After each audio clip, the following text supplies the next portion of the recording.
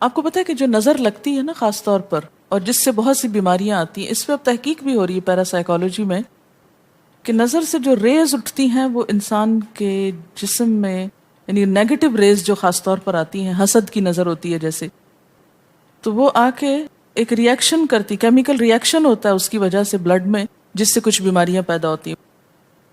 حدیث میں آپ کو سنا دیتی ہوں۔ حضرت ام سلمہ سے روایت ہے کہ آپ صلی اللہ علیہ وسلم نے ایک لڑکی کے چہرے پر کالے پیلے رنگ کا نشان دیکھا تو آپ نے فرمایا اسے نظر بد لگ گئی ہے، اس پر دم کرو۔ حضرت جابر کہتے ہیں کہ آپ صلی اللہ علیہ وسلم نے آل حزم کو سانپ کے ڈسنے کی وجہ سے دم کرنے کی رخصت دی، اور آپ نے اسما بنت امیس سے پوچھا کیا وجہ ہے کہ میرے بھتیجے کمزور ہیں، کیا فقر و فاقہ کا شکار ہیں، یعنی کھانے پینے کے باوجود یہ کیوں کمزور ہیں، کیا ان کو کچھ کھانے کو نہیں ملتا؟ انہوں نے کہا نہیں، بلکہ انہیں نظر بد بہت جلد لگ جاتی ہے، تو آپ نے فرمایا ان پر دم کیا کرو۔ یعنی جس بیماری کی سمجھ میں نہ آئے کہ کھائے پیے بھی انسان جوان بھی ہو لیکن اس کو صحت ہو ہی نہ، کوئی ظاہری سبب معلوم ہی نہ ہو، تو ایسے شخص پر دم کرنا چاہیے۔ حضرت عائشہ صدیقہ کہتی ہیں کہ رسول اللہ صلی اللہ علیہ وسلم نظر بد کی وجہ سے دم کرنے کا حکم دیتے تھے۔ حضرت انس کہتے ہیں کہ آپ صلی اللہ علیہ وسلم نے نظر بد اور بچھو وغیرہ کے ڈسنے سے اور پھوڑوں سے دم کرنے کی اجازت دی، یعنی پھوڑے وغیرہ جو ہوتے ہیں نا اس پر بھی دم کی اجازت دی، تو جسمانی بیماری ہے نا۔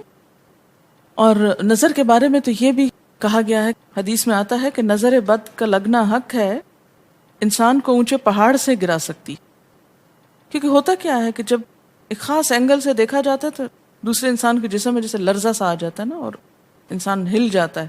اس کی دلیل قرآن میں بھی ہے، ایک سورت کے آخر میں آتا ہے وَإِن يَكَادُ الَّذِينَ كَفَرُوا لَيُزْلِقُونَكَ بِأَبْصَارِهِمْ لَمَّا سَمِعُوا الذِّكْرَ، کہ قریب ہے کہ کچھ کافر آپ کو اپنی نگاہوں سے کیا کر دیں، پھسلا دیں جب یہ قرآن سنتے ہیں۔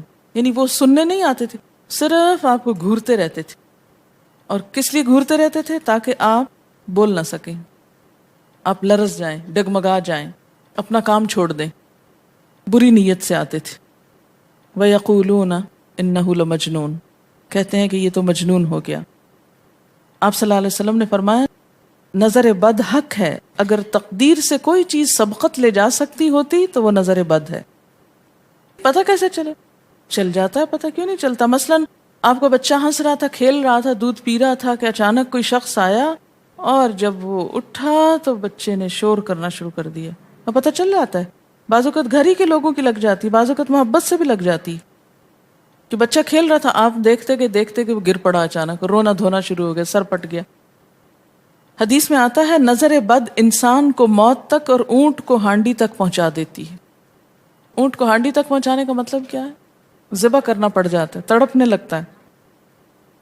آپ صلی اللہ علیہ وسلم نے فرمایا اللہ کی قضاء اور تقدیر کے بعد سب سے زیادہ نظر بد کی وجہ سے میری امت میں اموات ہوں گی۔ آپ صلی اللہ علیہ وسلم نے فرمایا نظر بد سے اللہ کی پناہ طلب کیا کرو، کیونکہ نظر بد کا لگنا حق ہے۔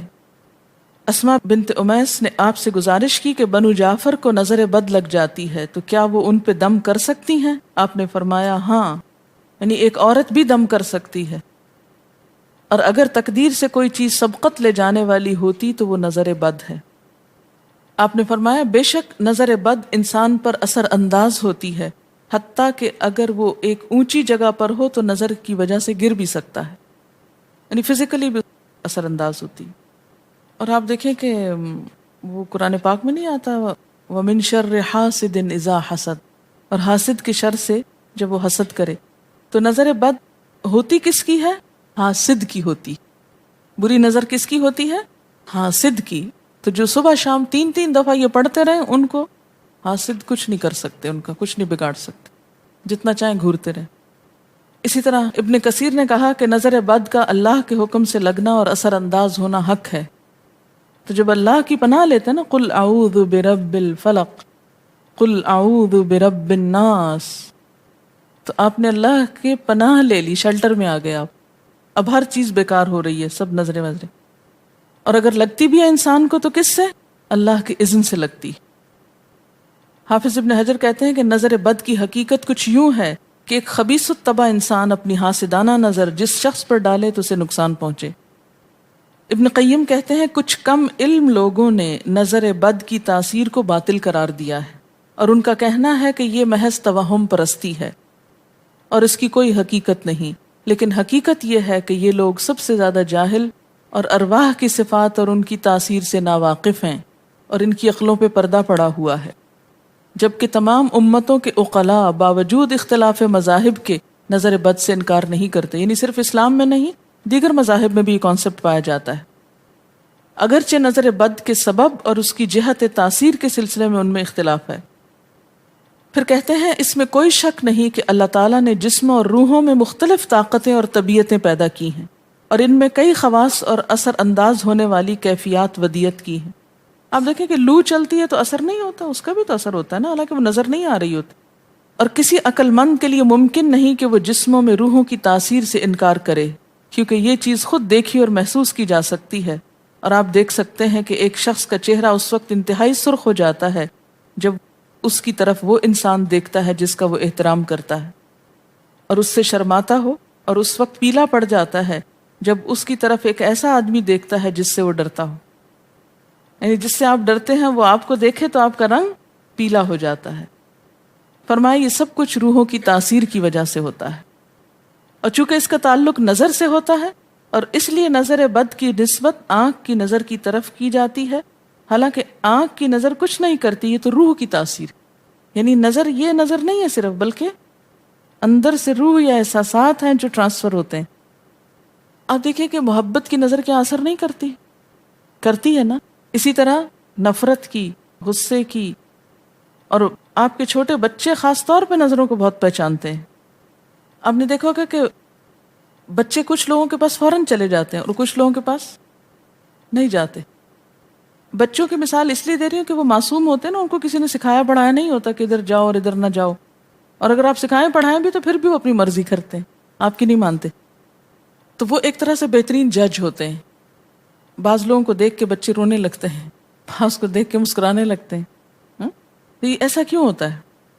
اچھا، اسی طرح اگر کوئی شخص کانسٹنٹلی آپ کو دیکھ رہا تو آپ کانشیس ہو جاتے ہیں، آپ ٹھہر نہیں سکتے. اسی طرح اگر کوئی سٹیئر کر رہا ہو تو اس کی نظروں سے بعض اوقات خوف بھی آنے لگتا ہے. اللہ نے کیسی کیسی طاقتیں انسان کو دی ہیں، سلطان النصیرہ. اچھا، پھر لکھتے ہیں کہ روحیں اپنی طبیعتوں، طاقتوں اور کیفیتوں اور اپنے خواص کے اعتبار سے مختلف ہوتی. سو حسد کرنے والے انسان کی روح واضح طور پر اس شخص کو اذیت پہنچاتی ہے جس سے حسد کیا جاتا ہے. ویسے بھی تو آپ دیکھیں نا، وہ رویے ایک دم آپ پہچان لیتے ہیں. یہی وجہ ہے کہ اللہ تعالیٰ نے حاسد کے شر سے پناہ طلب کرنے کا حکم دیا ہے. حاسد کی تاثیر ایک ایسی چیز ہے جس سے وہی انکار کر سکتا ہے جو حقیقت انسانیت سے خارج ہو. جنوں کی نظر بھی لگتی ہے، یہ میرا قول نہیں ہے، حدیث ہے.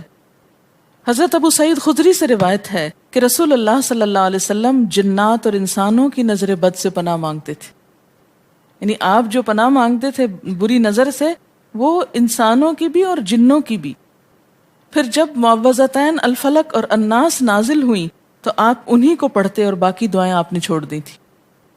یعنی قل اعوذ برب الفلق، قل اعوذ برب الناس، پھر سب چیزوں کے شر سے بچنے کے لیے کافی. یاد رکھیے بعض اوقات اپنی نظر بھی لگتی ہے، خود کو بھی نظر لگتی ہے. اسی طرح جب لباس اتارا جاتا ہے نہانے کے لیے مثلاً، تو اس وقت بھی دعا سکھائی گئی. بسم اللہ پڑھنی چاہیے، بیسیکلی بسم اللہ پڑھ کر اتارنے چاہیے. اور اس کے علاوہ اعوذ بکلمات اللہ التامات من شر ما خلق بھی پڑھ سکتے ہیں.